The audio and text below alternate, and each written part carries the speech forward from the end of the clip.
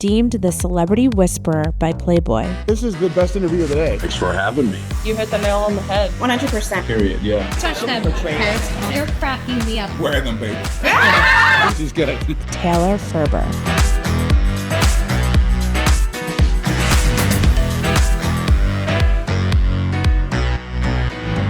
Seen Barbie here take many forms, but you have yet to see Preacher Barbie. That's right. I may not look like a black minister, singing the gospel, but that's okay. Show me your ways. All right. And let the church sing amen tonight, because I'm going to be preaching it and I got something to say. You right there, you watching, you listening, you being a troll hater, thinking, who's this little blonde white bitch thinking she knows? Guess what? I may be 5'2" on a good day, Italian Jew, former red carpet reporter, but I know some things, okay? I've been around the block and I will call it as I see it. And you, look around yourself. You, my friend, are living in a box. Like, it is giving Bubble Boy.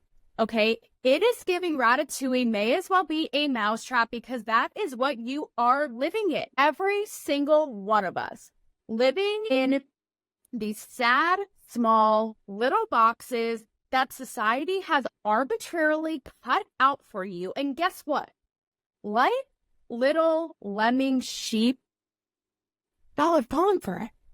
And sure, you are in these boxes, and today we're saying no more, okay? Just call me Ariana Grande, because I'm going to break free, okay? So, guys, this is how rogue I am going with this episode, because Barbie's busy. She's a busy bee. She's a busy bitch. She's a BB, okay? Not size BB. That's not a real thing. Of the titties, she's a busy Barbie. And so I hopped on here today to do this up. Normally, I have my notes coming in hot. They have their whole own personality. But today, these are my notes, literally on a paper towel, okay? Like, it is giving Sylvester Stallone when he lived in his car before he did Rocky. That is me today.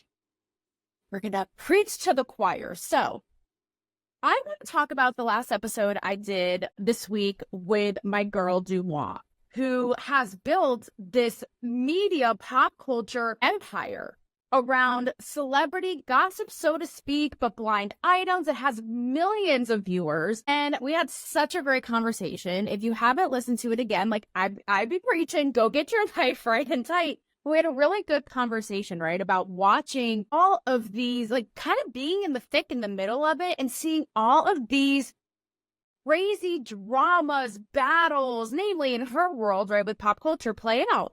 We've seen it in everything. It's in politics. It's in our feeds. It's me against the algorithm, bitch. It is me against YouTube, TikTok, Google, you name it, that has me forever shadow banned. But namely, we talked about a big, drama going on right now between Justin Baldoni and Blake Lively. I shared my personal experiences meeting Justin Baldoni, like never saw this coming if it's true, right? And what's so fascinating about this story is how both of them are so notoriously and reputably nice.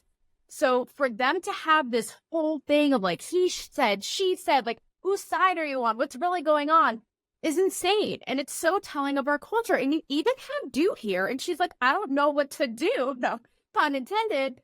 But she's even sitting here going, I'm hearing whisperings from people on set, nearby, close friends on this team, his team, that team, this, that, picking sides. And this girl, she's like, I don't even know what to think myself. And it got me thinking, imagine how they must feel. Like, it's so wild. Like, this guy, I as soon as I posted, I saw Justin Baldoni, he's hiring crisis PR. Like, this guy was just trying to do good by the world, did a project on the CW called My Last Days, which I covered extensively.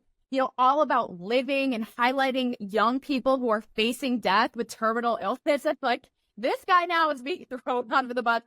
I don't know. Who knows what happened, right? But it's just the point of this entire culture we're in, which is why is, like, put down your arms, rest your swords. Is that a sword in your pocket? Or are you just happy to be watching this app? Lay it down, because it's just exhausting. Like, I don't know, but like, I'm tired. And a girl is tired, and it's why I reported back to my good old school phone here, like this technology, it'd be doing us dirty. But I'm tired, you know? And as a refresher, I feel like how things should be. Having a first setting where we can be however we want to be, we can say what we want to say, we can have various opinions, jokes, and be distasteful, be whatever, like let freedom ring. You know, like all these things are what it should be now with everybody being so defensive and so tribal and in these sad mousetraps. You know, we see it in celeb culture all the time, and I just want to give a shout out because I didn't get to really flesh out the experience in my last episode with Du, but I recounted my time with John Travolta, and this is like a perfect example of what I'm talking about. It's actually quite a nice little microcosm because John Travolta, we were talking about how people who are super uber famous, who are some of like the OG tried and true nicest, like time and time again, what everyone says about them, etc. And so Scientology aside, but actually not, because it's going to be a main event in this bitches, because the point with both of them is, despite having very super controversial Scientology beliefs and like being the ringleaders and the faces of Scientology, like they are not out there handing out the pamphlets, you know, in most beliefs themselves, but, you know, they're doing the Lord's work of, you know, L. Ron Hubbard. And so, you know, that's super controversial in and of itself. And so what does it say? You know, is there something to it instead of shutting them out? Like, oh no, they're monsters. Again, this is that nuance of like, you know, okay, maybe they are part of the cult, but you know what? Maybe it's doing something right because they're both super nice. But I've never met Tom, like guys that were best friends. Tommy Boy, never met Tom Cruise. Have heard great things, but John Travolta, loved that experience. He is somebody who, you know, I paid my time, I paid my dues in the trenches of the trailer park that was red carpet. No, but the trailer park of my memories. No, just kidding. But he's someone like he shows up to his movie premiere. And normally these celebrities have ball sacks the size of Texas. Like, you know, Abbott in his wheelchair could absolutely, they could never wheel around it. They could never, right? They have balls because they have us press show up to their events, to their thing that they're promoting, and literally pull a Twister the Third and breeze right by us as if we're standing out there for our own health. Like, oh, sorry, can't talk. I'm like, bitch, I'm here. Oh, you think I'm out here for a good time? John Travolta was not like that.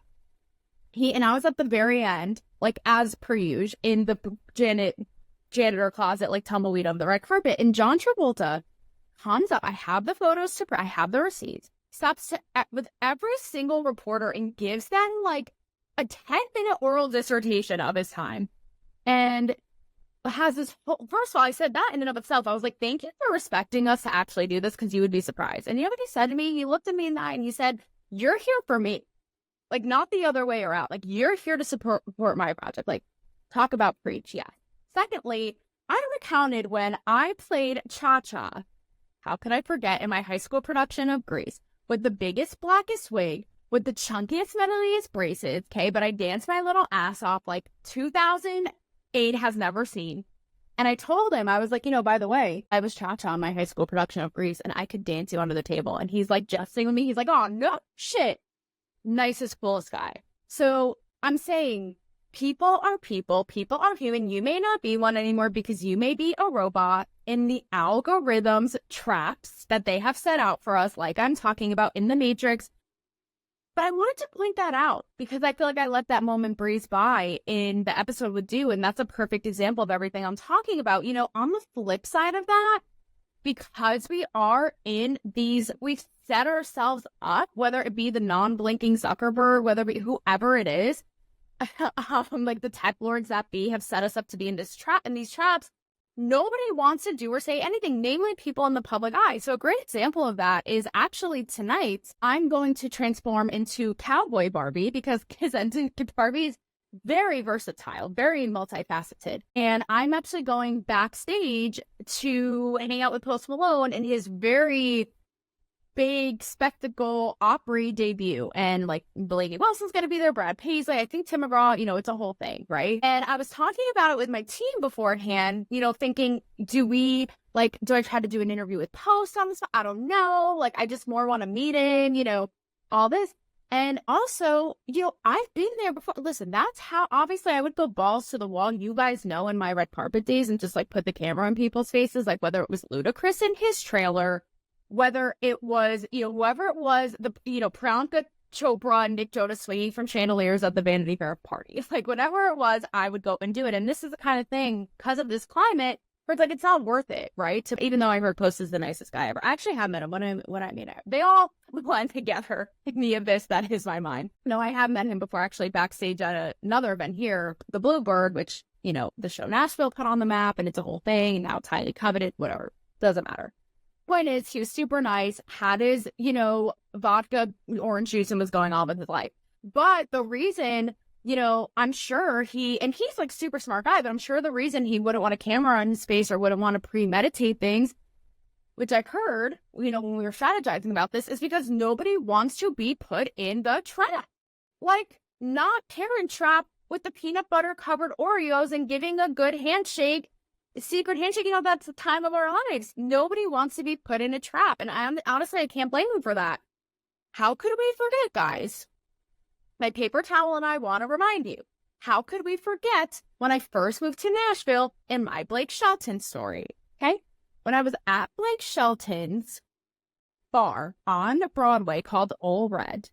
Same thing, I'm backstage. I'm there for a press preview for a big, fun, slapstick game show that he's doing on USA with Nikki Bella and Carson Daly. So I go in, I put on my Barbie journalist hat, and I am like talking with him about all things like our divided culture and politics and all this. He did not talk about the aforementioned Twister. That shit came and swooped him right up. He did not see what was coming. And it ended up becoming a whole little, I don't want to say tip. It ended up becoming a whole little event. If you recall that episode, you can go back and listen. It is there. Like, we have nothing to hide here. Transparent Barbie is on the scene with not only his PR team, but with the USA team, the NBC team, the janitors union of the venue. Who else did I forget? The event coordinators, like everybody, right? Because they were like, holy shit, like Blake Shelton is like shook. Like, you were here at this fun thing and you're asking him about like our divisive culture. I didn't think it was that deep, but not even to put blame on Blake Shelton. It's just this very thing I'm talking about. God forbid Blakey Blakey makes a mistakey and says something out loud that could then tarn feather his internet reputation, until the next person comes along a week later, Aziz Ansari's his ass, and then it happens all over again. So I can't even blame him, right? Because we're all unhinged and psychotic, and this is what this shit has created. Like, who is having fun? I bet you, every time I tell somebody that story, they always say that Blake Shelton is like the most politically incorrect, fun guy. And I'm like, well, I don't know, because he looked like he was Bruce Willis in The Sixth Sense and had seen a ghost that day because he was fucking shook. And so that is the culture that we have created. And I wish he could just air out his truth, what he had to say. Didn't have to be that deep, with a beer, with a shot, and move on with our lives. But no. And, I feel like this happens with so many on and off the internet, right? Like, everybody, first of all, is holier than thou, and the only holier than thou is the one preaching to you all right now, okay? But everybody is pointing fingers like they know best. No, you're wrong. I see actually a lot. I'm not a mom, but justice for the moms on social media, because it's namely the high-profile celebrity ones, because these just can't catch a break. Every other thing they do, like, I'll see the comments, people are lurking, and they're posting, oh, that's bad parenting, why are you this hot, and you're a mom, you shouldn't be dressing this hot, you're disrespectful. Bitch, nobody asked you, okay? Were you the self-appointed queen of the kingdom of the parenting gods? Who gave you that role? I wasn't notified. So, excuse me, like, I know we were in the era of, like, no voting systems put in place, like no due process, like people are just plucked out of, Minneapolis and given these huge roles like out of nowhere. But I'm just saying, it's like, and speaking of the boxes, God forbid any of the big tech platforms hear my whisperings of that, because, God forbid they just will clamp that shit down like you have never seen. Like, it is a Venus flytrap, and nobody wants to see that happening.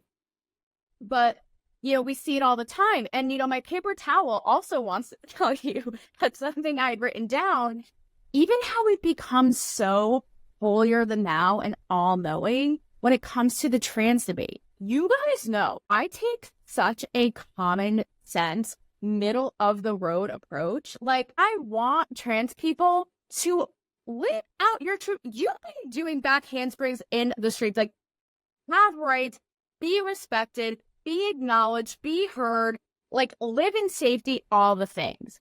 Common sense tells me, because that part of my brain is still working, that maybe it doesn't make sense for a biological man with the muscle mass, bone structure, all of it, okay, testosterone, hormones, to be competing athletically against biological women, a time of smash the women aren't heard, smash the patriarchy, women are being suppressed. Like, it all crosswires and makes my brain fall out. Like, you would think that this is Stranger Times or Stranger Things, when Joy doesn't know what the fuck is happening because the lights are flickering, like, no tomorrow. No, it just crossfires. None of it actually makes sense. Like, that to me is common sense. Like, respect everybody in their lanes. Let them thrive and live. When it causes and fights and passions and, living that they've been advocating and fighting for years. Gee, I don't know, on both ends. Like, what makes sense? So all of the time, this is what I'm talking about with the little mouse traps, like those who have fallen in the trans debate, like black and white, like you're following the little Gouda and it's no Gouda for you to the mouse trap of this debate. I have had so many people, whether it be on my Instagram, I put up videos advocating for Caitlyn Jenner. I'm like, I think she has more authority and knows more on trans people and athleticism more than any of you fuckers. Like, again, common sense. And I get so much shit that I'm so anti-trans. You'll love this. Talk about people in their little boxes and traps. I hosted an event here in Nashville.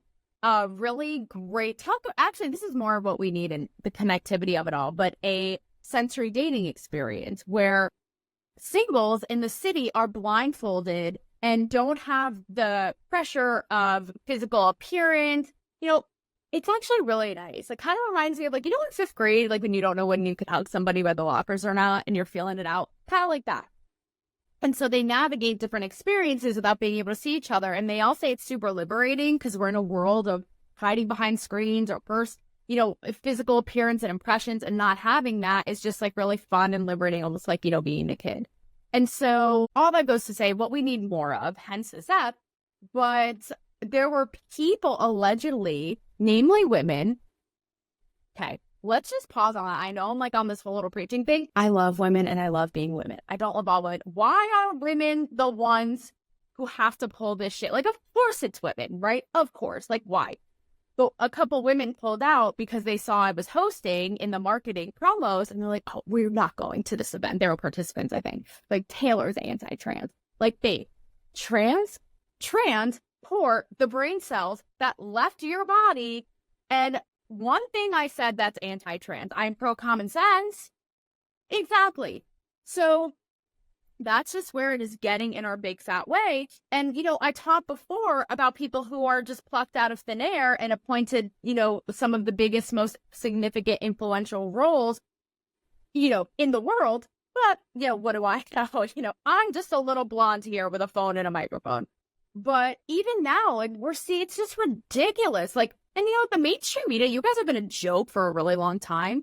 But y'all are to blame. I see these posts on the daily. It is absurd of, JD Vance versus Tim Walz. And Republicans are so afraid that Tim Walz is so masculine and manly. And, so-and-so is being so-and-so and beating so-and-so in popularity polls. It's like pitting these two against each other in those boxes and those traps. And you know what? The general public is also to blame for this. Yeah, all of you guys, because I hear so often, I don't love this choice, I don't love this choice, I don't love that choice, I don't love that choice. These fuckers were basically all picked for you, especially in JD. And because you guys are so on every fucking bandwagon, you are acting like all of these candidates, despite not loving what they're about, despite not even knowing them 5 minutes ago, are the best thing since sliced bread that you have ever seen in your life. You are like their cheerleader. You are their house mom. You are everything. You are their Willy Wonka. You are their advocate. You are their AA sponsor. You are everything that like they ever need in the, like, you are their biggest supporter. Babe, name me one thing about them that you like or don't. Like, you don't even know. You don't even know. Like, we're so in these things already. You don't even know. It's all really, it's all really sad. And I just want to end this today as I am reflecting on the Duexmoi. Like, first of all, put in my, I want to receive 200 DMs. We're going to shoot for the moon here. I want 200 DMs of how you are going to get out of your own, right? It's just me, like, however, if you feel me, amen, preach whatever saying you want, that you are sick of these traps that we put ourselves in, even in your private life. It could be, your body, how you're supposed to be, how you're supposed to present yourself, how you're supposed to talk about politics with your family, what you're supposed to post on social media, what your sex life is like, what your relationship is like. Again, who fucking cares? Let me know how you're going to, listen, I like my box. I don't like being in a box or any of you being in a box. So you let me know. I want 200 DMs, let's go, of how you're going to commit and say, fuck it. I'm not going to live by these rules that somebody out of the blue, like Morgan Freeman's God Voice and Bruce Almighty, laid out for me. Speaking of, actually, that just came to mind. That's a perfect way to end this, right? The Morgan Freeman story I had. Putting him in a box, putting me in a box. For those of you who know, sat down next to Morgan Freeman some years ago doing a press event, had ripped up jeans. He thought they were like super kooky and crazy. We had a really good laugh about it, joked about it. I got it on camera. He high fives me like, your pants are crazy, but wear them kind of thing. Morgan, is there something that you want to say about my pants? Is there anything you want to say about my pants? About your pants? Yes. Wear them, baby. Yes. Thank you so much. No. What happens in the moment? I have a woman, here we go again, who basically howls on me for dressing inappropriately at this event, inappropriately. That's number one, like putting me in a trap. Lady, you yourself are in a trap. Then cut to, I don't know, a year or so later, people were going crazy. The story had resurfaced and pegged him as some like Me Too monster objectifying me, a female reporter. Like, neither things were true. So knock it off with all of that. Like, how much more fun would it just have been to live and let live, to have a really fun moment, be, human with functioning brains, free brains, and let it ride off into the sunset. Instead, it's somewhere in like TMZ purgatory. And so to round out my time in conversation with Deuxmoi, how we ended that episode is she was talking about how eventually more and more celebrities are going to have to be on social media. You have people who, I like the elusive, mysteriousness of it, of people like Natalie Portman who like don't need to put every time they take a shit on Instagram, like JLo or whoever. But she was saying how more and more people are going to. Why? Not because they want to connect with their fans, not even because, they want more attention, which they're famous for, but because they may feel the need to defend themselves in such a toxic climate, or if something is said about them, i.e. the Justin Baldoni, Blake Lively thing, like to cover their own ass and say their piece. How sad. Can we get back to the days like Lindsay? I don't even take the days of like a Lindsay Lohan mugshot, or, back to the OG Keeping Up with the Kardashians when Caitlyn was Bruce. Back to a simpler time, when we could all just be the Wild West, everything rain free. Who not even a sex tape? Who knows? It's all just out there. Jokes were able to be made, thoughts were able to be had, because really getting out of these damn traps, and this is the last of my preaching today, how much happier would you be?